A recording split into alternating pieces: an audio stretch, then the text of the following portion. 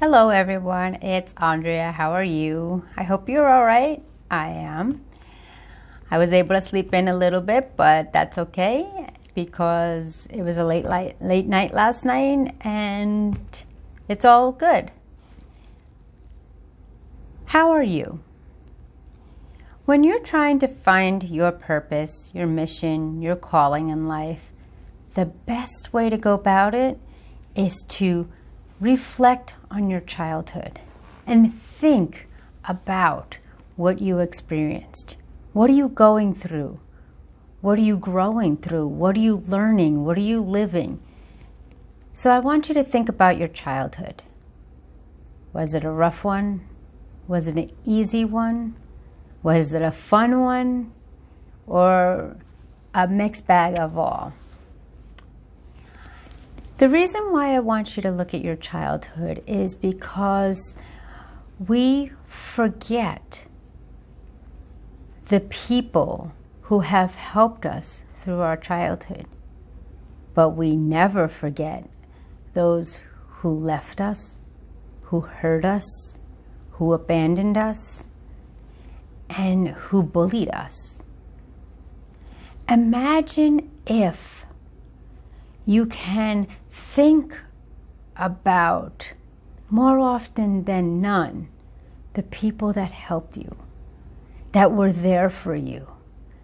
Why is it that our scars run so deep? We remember those always, and we have difficulty of erasing them, or maybe even healing them.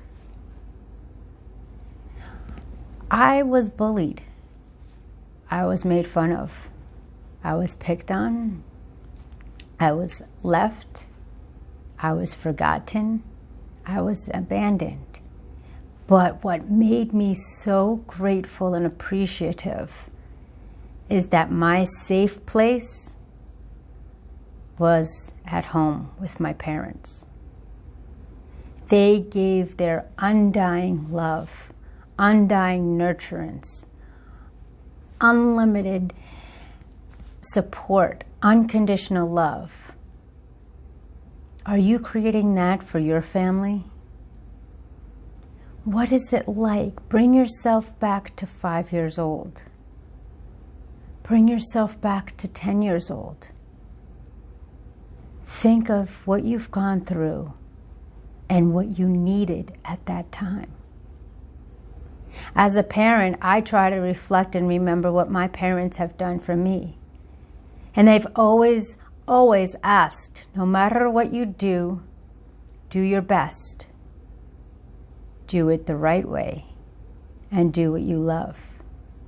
And that brings me to where I am today before you, speaking to everyone all over the world, creating a legacy for our son.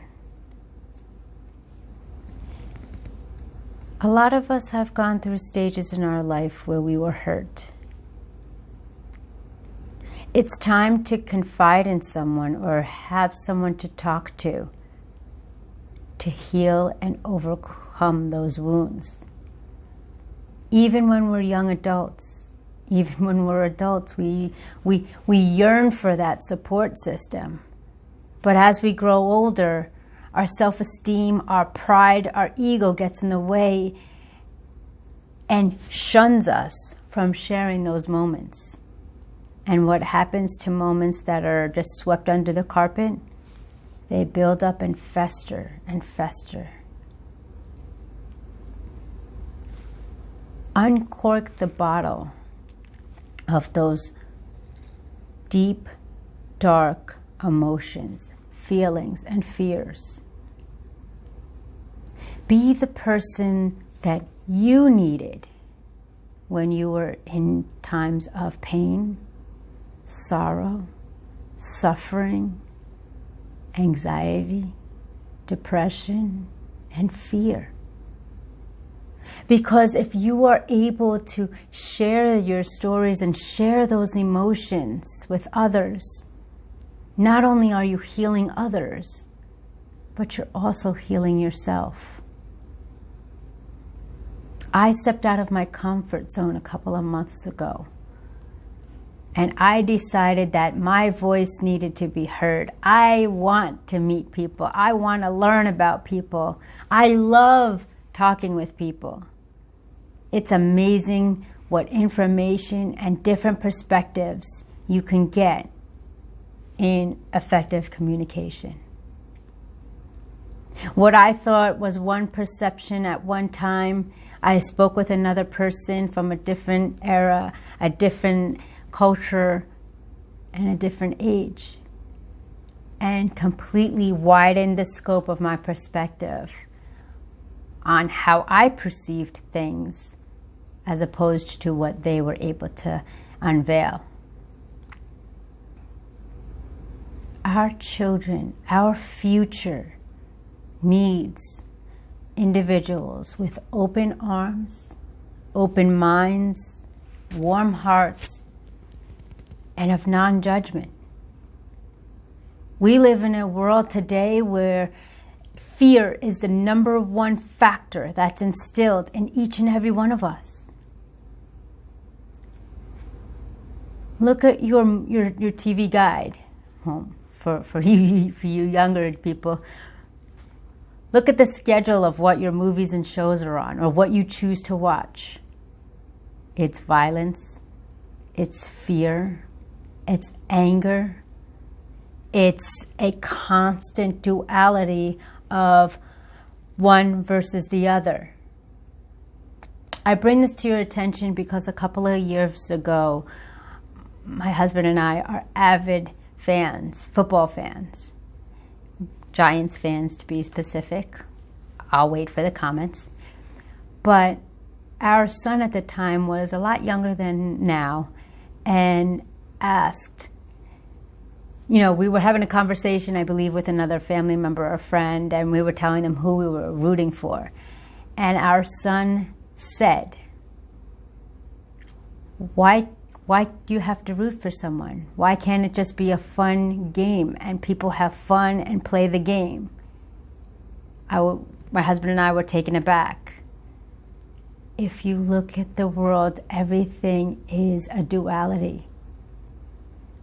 Now, sure, there's good and there's not so good. That's a choice that you need to make on an individual basis based on your experiences, your morals, values, and ethics. But most importantly, the number one teaching is love, respect, honesty, and trust. Circling back, if you find the person that you needed in times of struggle and become that person, you're helping more than you can even imagine. My challenge for you today is to remember and see where you've been, know where you are, and understand and have clarity of where you're going. Who's listening? Who's watching? Who needs your message? Who needs to break out of the shadows and know that they're not alone, that they're not the only one going through what they're going through? Extend your hand, your heart, and your mind and help someone out any way possible. Take care of the child that needed someone like you. Remember you as a child, who you needed and wanted in your times of struggle. If you are fortunate, commend, acknowledge, and reward the ones that have been there for you and got you through these tough times. And if you're still looking, know that I am here and I'm ready to listen. Not judgmental, just to listen. Thank you for being with me today. Kisses all around the world. I wish you safety, health, and wellness. And I'll see you guys in the next video. Be well, my friends.